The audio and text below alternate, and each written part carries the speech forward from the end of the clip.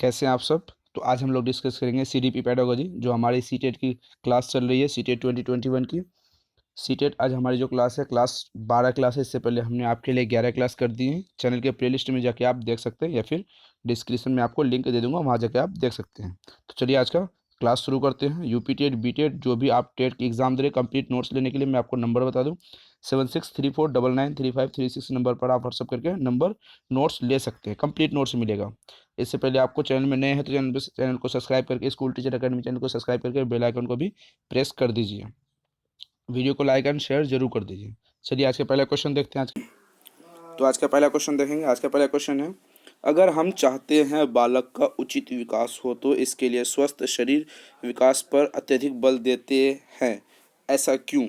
तो ऑप्शन है, option A है क्योंकि शारीरिक विकास अन्य पक्षों के साथ अन्य संबंधित अंत से संबंधित है। ठीक है। ऑप्शन बी है क्योंकि शारीरिक विकास सबसे पहले आता है। ऑप्शन सी है क्योंकि शारीरिक विकास एक व्यक्तिगत मामला है। ऑप्शन डी क्योंकि शारीरिक विकास अन्य पक्षों को प्रभावित नहीं करती। तो आपको इसका राइट आंसर बताना है। कमेंट में इसका आंसर दीजिए जल्दी से। क्या होगा इसका आंसर? चलिए क्वेश्चन को डील करते हैं। क्वेश्चन है, अगर हम चाहते हैं कि बालक का उचित विकास, अगर हम क्योंकि एज ए टीचर हमको समझना है, एज ए टीचर अगर हम चाहते हैं बालक का विकास चहुमुखी हो, उचित हो, बेहतर हो, तो इसके लिए शारीरिक स्वास्थ्य पर अत्यधिक बल देना चाहिए। सबसे पहले सबसे ज़्यादा बल मतलब जो सबसे ज़्यादा फोर्स क्या होनी चाहिए, हमारी जो प्रायोरिटी क्या होनी चाहिए, सब बालक के शारीरिक विकास। ऐसा क्यों है कि बालक का शारीरिक विकास सबसे पहले होनी चाहिए? तो चलिए ऑप्शन देखते हैं। क्योंकि शारीरिक विकास अन्य पक्षों के साथ अंत संबंधित है। हाँ, ये ऑप्शन आपके हो सकते हैं, ये ऑप्शन आपके हो सकते हैं। ठीक है। तो अगला देखते हैं, क्योंकि शारीरिक विकास सबसे पहले आता है, ये भी क्वेश्चन हो सकते हैं। क्योंकि शारीरिक विकास का एक व्यक्तिगत मामला है, नहीं, शारीरिक विकास व्यक्तिगत मामला नहीं है, क्योंकि ये चहुमुखी है, सबके साथ ऐसी घटनाएं, ऐसी प्रेरणा होती है। तो ये ऑप्शन आपके गलत हो जाएंगे। क्योंकि शारीरिक विकास अन्य पक्षों को प्रभावित नहीं करती, बिल्कुल भी नहीं, शारीरिक विकास सभी पक्षों को प्रभावित करती है। तो हमने कहा था आपको कि ऑप्शन 4 ऑप्शन में से आपको दो क्वेश्चन को सीधे गलत करना है। दो क्वेश्चन रहेंगे तो एक हो गया 90% का, जो लगभग सही होंगे, और इनमें से एक होगा 90% का और जब लगभग सही होंगे, पर एक होगा 100% का। आपको क्या करना है, 100% वाले को चूज करना है।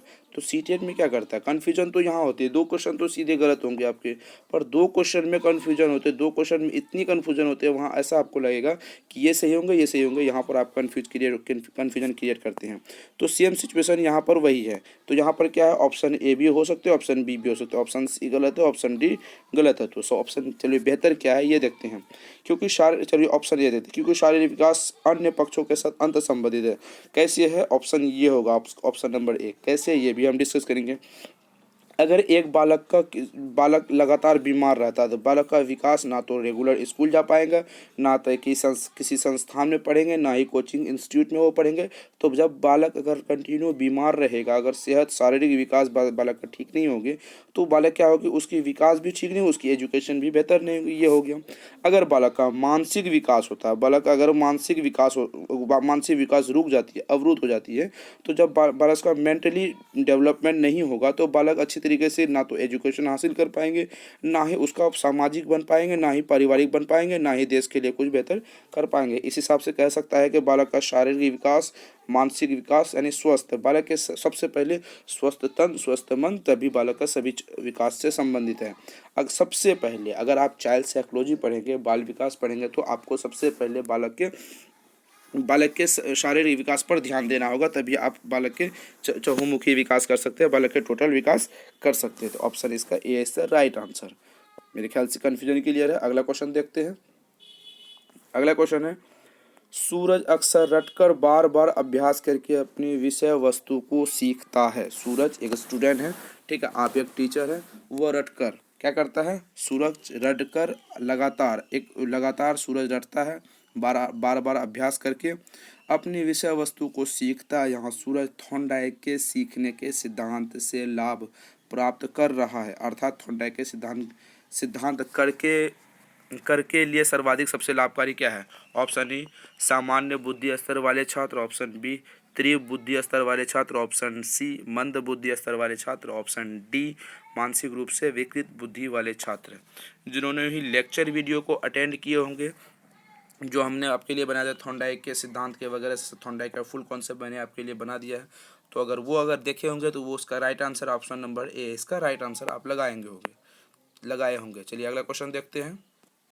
कक्षा शिक्षण के दौरान विद्यार्थी प्रश्न पूछकर पाठ के आगे बढ़ने की प्रक्रिया शिक्षण प्रक्रिया में तब तक सहभागी नहीं बनेंगे जब तक कि शिक्षक उन्हें उसके लिए, ऑप्शन ए है आदत नहीं डालेंगे, ऑप्शन बी है प्रेरित नहीं करेंगे, ऑप्शन सी है कहेंगे नहीं, ऑप्शन डी है बाध्य नहीं करेंगे। तो इसका राइट आंसर क्या होगा? इसका right answer option number A है, प्रेरित नहीं करेंगे। बच्चे को क्या करना है? टीचर के माध्यम से बच्चे को आप प्रेरित कर सकते हैं। बच्चे को पढ़ने के लिए आप एग्जाम्पल के रूप से किसी तरीके मोटिवेट कर सकते हैं। यहाँ पर बच्चे को मोटिवेट भी कर सकते हैं। ठीक है, ये आपका राइट आंसर होगा। चलिए अगला क्वेश्चन देखते हैं।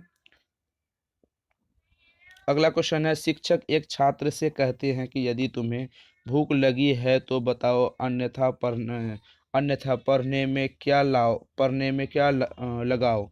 इस पर छात्र कहता है कि मुझे हल्दीराम जो बगल में दुकान है उनकी मिठाई खाना है। इस आवश्यकता को क्या कहा जाएगा? ऑप्शन ए है भूख, ऑप्शन बी है प्रबलन आवश्यकता, ऑप्शन सी है विशिष्ट भूख, ऑप्शन डी है पुरस्कार। तो इसका राइट आंसर क्या होगा आप बताइए, जल्दी कमेंट में बताइए, सिंपल क्वेश्चन है।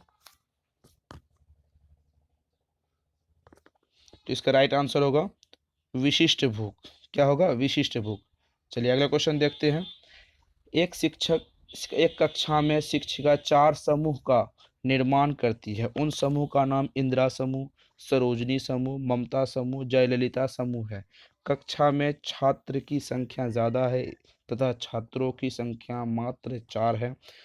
चारों संख्या का नेतृत्व करने के लिए छात्राओं का ही चयन किया गया है। आपकी राय में शिक्षिका द्वारा ऐसा करना, ऑप्शन ए है महिला सशक्तिकरण का उदाहरण है, ऑप्शन बी है छात्रों को प्रोत्साहन करने के लिए ऐसा किया गया, ऑप्शन सी शिक्षिका पक्षतापूर्वक व्यवहार प्रदर्शन करती है, ऑप्शन डी शिक्षिका सरकार के आदेशों का पालन करती है।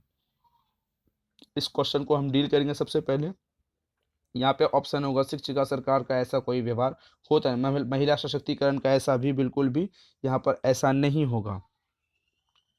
तो छात्र को प्रोत्साहन करने के लिए ऐसा गया, छात्र को प्रोत्साहन करने के लिए ऐसा नहीं है, सिर्फ हम लड़कियों को नहीं कर सकते या फिर लड़कों को नहीं, दोनों को हम इक्वल नहीं कर सकते। दोनों को करेंगे तो हम इक्वल करेंगे, लड़के और लड़कियों को दोनों को करेंगे तो हम इक्वल करेंगे, बराबरी रूप से करेंगे। तो ऑप्शन सी इसका राइट आंसर होगा, ऑप्शन सी। ठीक है, तो चलिए अगला क्वेश्चन देखते हैं। इनमें से कौन सा संक्रिय अर्थ है? किसी ऑप्शन ए किसी दिए गए कार्य को करने में व्यक्तिगत द्वारा अपनाई जाने वाली मानसिक योग्यता के स्वरूप की व्याख्या, ऑप्शन बी है किसी दिए गए कार्यों को करने में व्यक्तिगत द्वारा प्रयोग किए गए स्वयं की योग्यता की व्याख्या, ऑप्शन सी है किसी दिए गए कार्यों को करने में बालक द्वारा अपनाई जाने वाली वह विधि जो शिक्षक ने उन्हें बताई, उपरोक्त डी। ऑप्शन क्या है इसका राइट आंसर, जल्दी बताइए। इसका राइट आंसर होगा ऑप्शन ए। ठीक है, चलिए अगला क्वेश्चन देखते हैं। महत्वपूर्ण यह नहीं है कि शिक्षक क्या पढ़ाते हैं, शिक्षक क्या पढ़ाते हैं, महत्वपूर्ण यह है कि बालक को क्या सिखा पाते हैं। आप इस कथन से क्या है? ऑप्शन ए सिंपल सा लॉजिक, पूर्णतः सहमत। ये इंपॉर्टेंट है ही नहीं, महत्वपूर्ण ये है ही नहीं कि शिक्षक क्या पढ़ाते हैं, क्योंकि टीचर सेंटर्ड एजुकेशन हम तो लागू नहीं करते हैं, हम चाइल्ड सेंटर्ड एजुकेशन लागू करते हैं। चाइल्ड सेंटर्ड एजुकेशन में आपको बस ये करना है बच्चे क्या सीख रहे हैं, किस रूप में सीख रहे हैं, किस व्यवस्था किस तरीके से सीख रहे हैं। यहाँ पर ऐसा है, सहमत है, क्योंकि यह निष्पादन महत्वपूर्ण है, अधिगम नहीं। ये अधिगम बच्चे को सिखाना अधिगम है, बच्चे की सक्रिय भागिता को अधिगम नहीं कह सकते। ऑप्शन इसका राइट आंसर होगा। बस इस क्वेश्चन को आप रट लीजिए, समझ लीजिए, जैसा मानिए वैसा ही आप कर सकते हैं। यहाँ पर ऑप्शन जितने हैं सारे के सारे गलत होंगे। ऑप्शन चलिए अगला क्वेश्चन देखते हैं। बुद्धि समावेशी करती है अभिसारी चिंतन का, अपसारी चिंतन का, विचारशील चिंतन का, समालोचन चिंतन का। ऑप्शन क्या होंगे यहाँ पर? चलिए क्वेश्चन को देख लेते हैं। बुद्धि समावेश करते हैं, जो हमारी जो बुद्धि है ठीक है, इंटेलिजेंसी है उसको क्या करते हैं, समासी गति, अभिसारी चिंतन को करती है। सिंपल सी बात है, अपसारी करेगा ही नहीं, अभिसारी करेगा। ठीक है, अगला क्वेश्चन देखते हैं।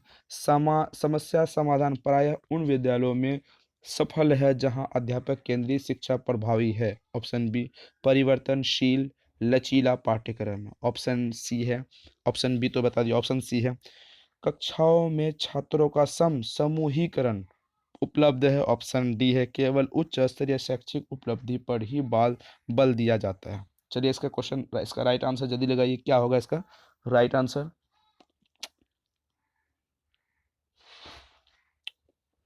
चलिए क्वेश्चन को डील करते हैं। समस्या समाधान प्रायः उन विद्यालयों में सफल है, जो हमारी समस्या होती है, स्कूल की समस्या होती है, बच्चे की समस्या होती है, पाठ्यक्रम संबंधी समस्या होती है, या फिर आप किसी भी रूप में समस्या कह लीजिए, व्यवस्था समस्या होती है, उस स्कूलों में तो जहाँ अध्यापक केंद्रित होती है। बिल्कुल गलत, अध्यापक केंद्रित जहाँ होगा ये गलत है। अध्यापक केंद्रित जिस भी टॉपिक पे होगा वो सिंपल सी सरासर वो गलत टॉपिक है, गलत ट्रिक है। ठीक है, ऑप्शन बी जल्दी, परिवर्तनशील है, जहाँ पर परिवर्तन हो, लचीला हो, वहाँ पर तो ऐसी बातें होंगी। कक्षा में समूहीकरण उपलब्ध हो, समूहीकरण हो सकते हैं पर ऐसा नहीं। यहाँ पे आगे चलिए हम टैग के आधार पे बताते हैं। यहाँ पर केवल है, ये क्वेश्चन गलत है। अध्यापक केंद्रित है, ये क्वेश्चन गलत है।